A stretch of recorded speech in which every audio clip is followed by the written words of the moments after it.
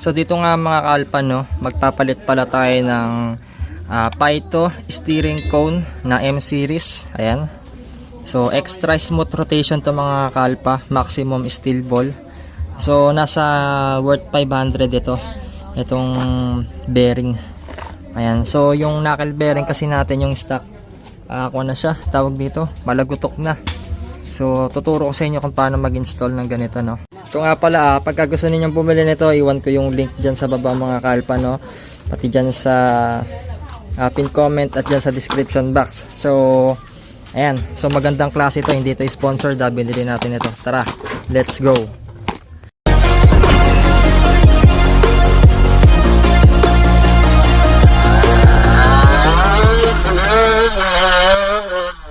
Yan, marami lang kayong tatanggalin dito. Itong buong headlight asi tatanggalin.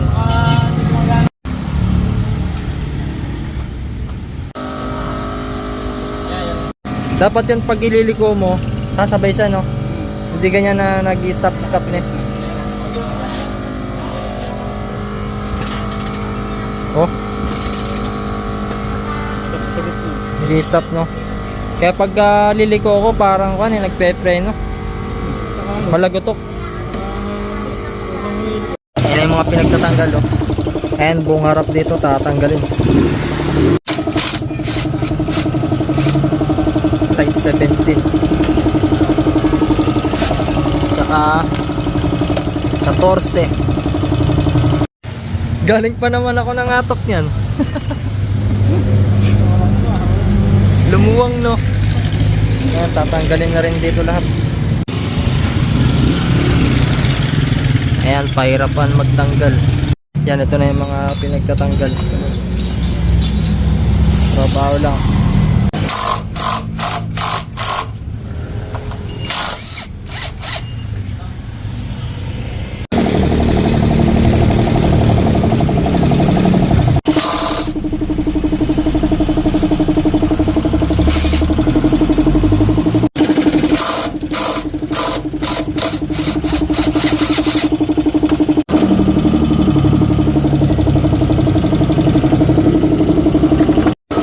Kailangan mapalitan, no? Kaya hugutin siya. Tapos yung tatlong tornilyo sa tapalulo.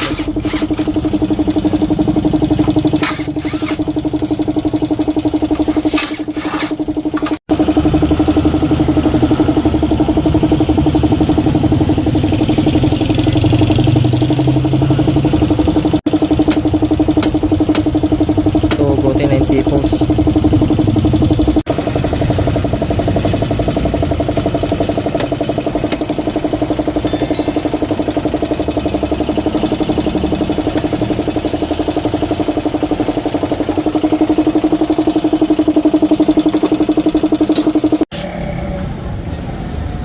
Dami lang tatanggalin ito. Pati yung sa charger. Itong helmet hook tinanggal din.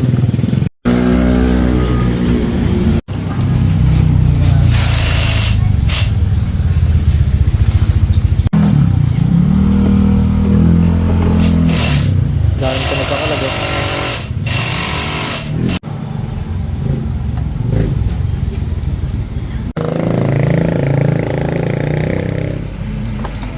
Gulat pa ako.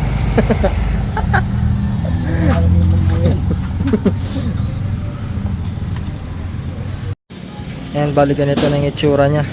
Ayan yung mga pinagkakalag natin, ha.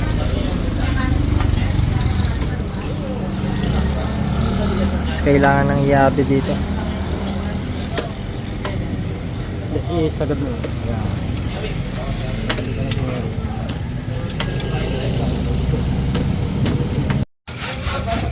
May Paito rin na ganyan dun, eh.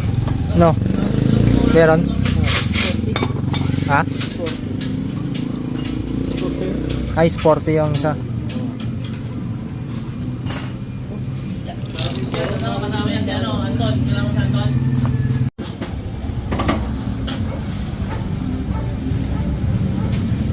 Ano sabi ni James?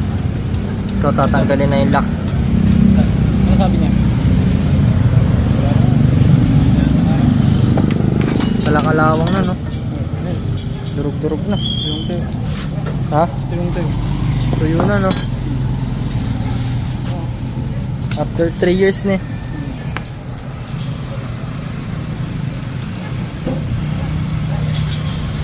Buti nga siya, tumagal ba 3 years eh. Ba't yung iba? 1 year. 1 year sira na? Months ka lang. Oh. Magti 3 years pa lang sa kwanto, January eh. Isa na nga yan, buti. Boom, tumalon. Tatapangan ko tuloy ng ligaw naman. Wala ako pa.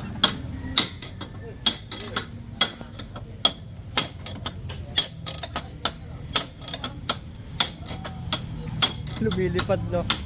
Atol.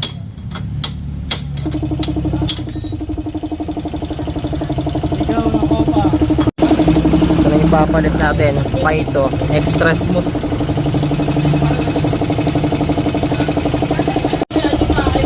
Kaya natin yung grasa para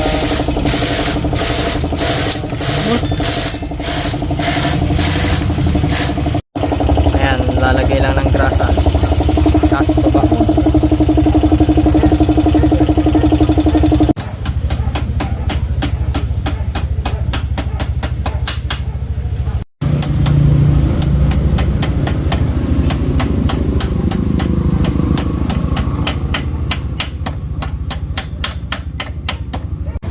Ayan, gagamitan na ng puller.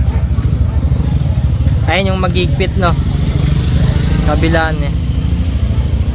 gaya niya yan. Pag walang ganyan, wala rin kwenta, no? Hindi mapipit ni. Pukin.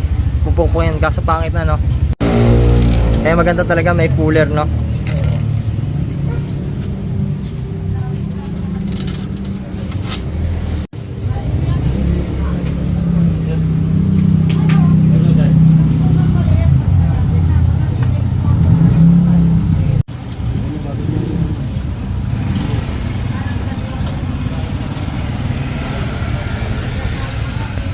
Ayan, kabilang higpitan dito yung nut para ma-push yung kapa, yung tawag doon, kapa hawak doon sa ball race.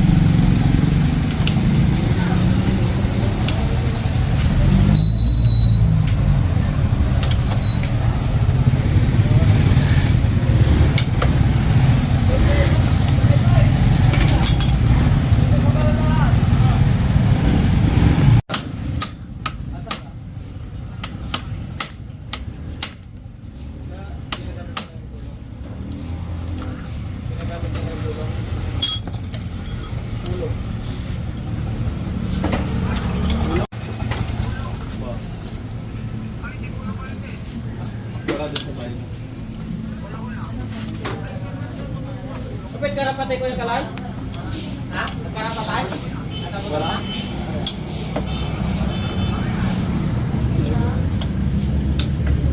Ay, ito sa wait lang. Tawag ako mo.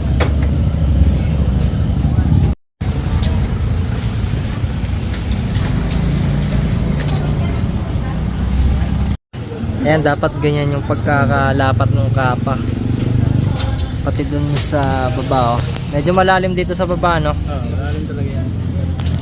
Sasagad dito sa pinaka-uka niya, no?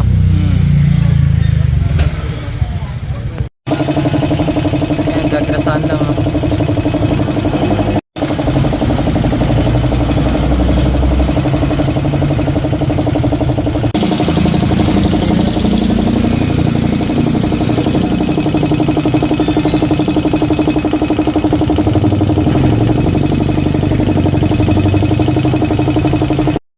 Ayan, bali ito na yung ball race nyo.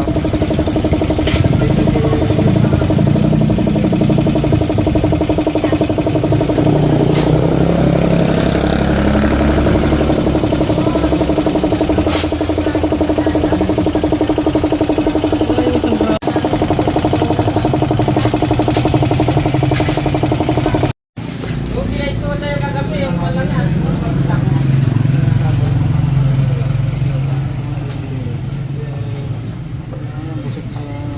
Busog sa grasa, no?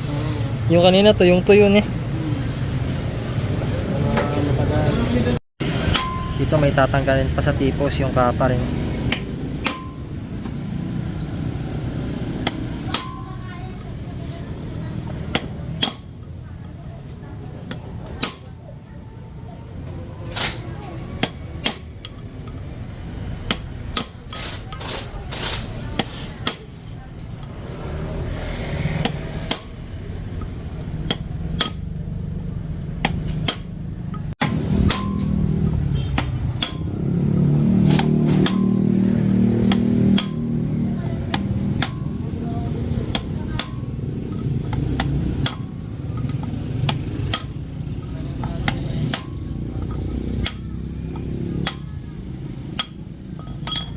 ka nagpalit yan, di magmamats yan, no? Wala.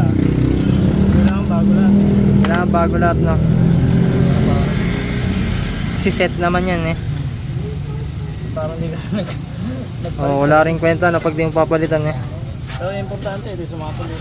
Oo, Sumatulog lahat sa ilalim, no? yung bigat ng motor. Lahat ng impact, no? Yun, ibabalik lang. Ito yung stock niya, yung rubber.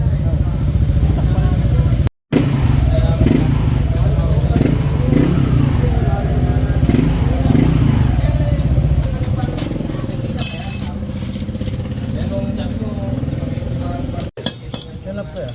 Tunap din. Tagal na yun, hindi na tunap. Hindi niya pinalik. Hindi niya may balik-balik na. Lagi na maraming tao. Kaya nga.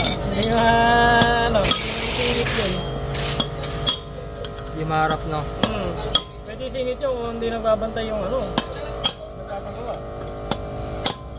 Mayari nung nagpapagawa. Eh, lahat naman na nagpapagawa, andyan yung mayari. Kaya, Ano tol, kailangan ganito yung gamit. Pagka pinupukpok, nasisira yung, ano yung kapa niya? Kopa o kapa? Kopa. Kopa. Isa line. Madidisalay, no? Tsaka nababasag niya. May tendency na mabasa. Oo. Eh, huwag kayong magtitipid sa grasa. Andyan nakasalalay ang anibela.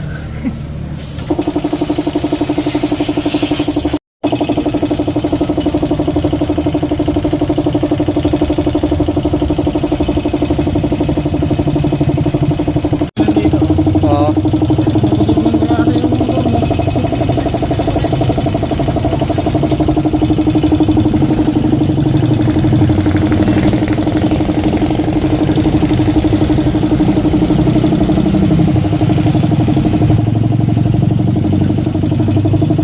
Yan, okay na. Tapos ikitan na lang.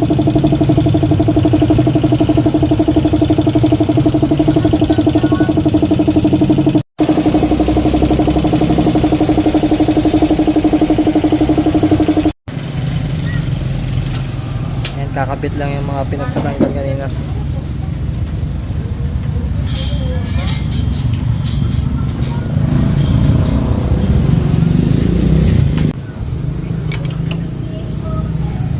Yung iba pinupukpok nila ng kanyan, eh.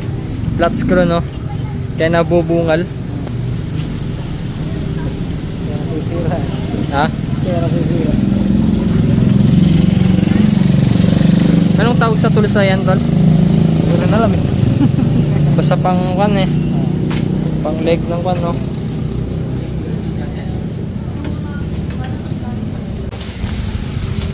Kaya kailangan kompleto tools.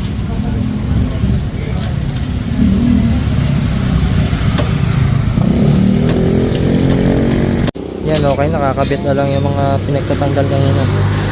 Yan, ganun lang. Ganyan yan, di ba? So dito kinakabit na rin yung shock. Yan pala yung unang ikakabit. Para mamaya din na mahirapan. Ano yung chinecheck mo dyan, Tolay? Kung may alog? Para bago ilagay lahat, no? Oo. Higpit ka lalo yan. Oo. Kahit na sakto lang higpit dito. Pag inigpitan mo dito, higpit mo dito. Mm. Yung pinecheck mo dito. Kaya hindi basta-basta salpak ka lahat, no? Basta higpit ka na higpit. Kaya, pag higpit mo rito, hindi pala gumagana. Ay, hindi May alog pala, lumili ko, oo. Tapos hindi pala lumili ko minsan. Pag nailagay na lahat, kalag na naman lahat, no? Kaya agad ang kinabit mo, no? Kasi sa taas wala nang problema dun, no?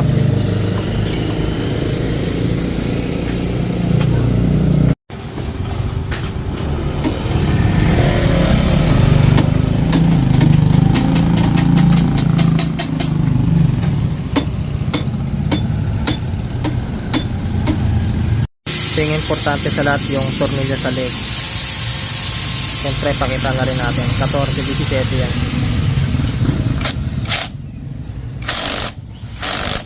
And dito binabalik na yung dibdib, tapos yung headlight, yung front wheel mags natin. So yun na, tapos na. Siyempre pakita natin mamaya yung result. And dito na, okay na. Na-install na yung Pyto na knuckle bearing, extra smooth.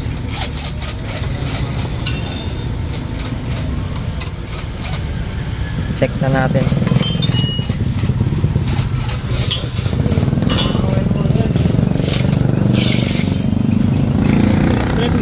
Ha? Di sige ka niyan. Inibago ko dyan. Ha? Manibago ka dyan? Paano siya magalaw talaga? Di katulad nung dati, no? Dati kasi siyempre may fit. Oo. Hindi siya nasatang ano. Ngayon, maninibago mo. Hindi na tol, lagay nga ulit natin yung try natin. Magalaw yung... Manibela niya. Oo nga, no? Di katulad kanina parang uminto, no? Extra smooth nga, no? Hindi, konting kon mo lang bumababa na, no? Nga, no? Pagkasagulo ng pre-wheel niya. Yan yung pinaka pre-wheel niya, no? Yan yung maganda sa Pyto. Okay na siya.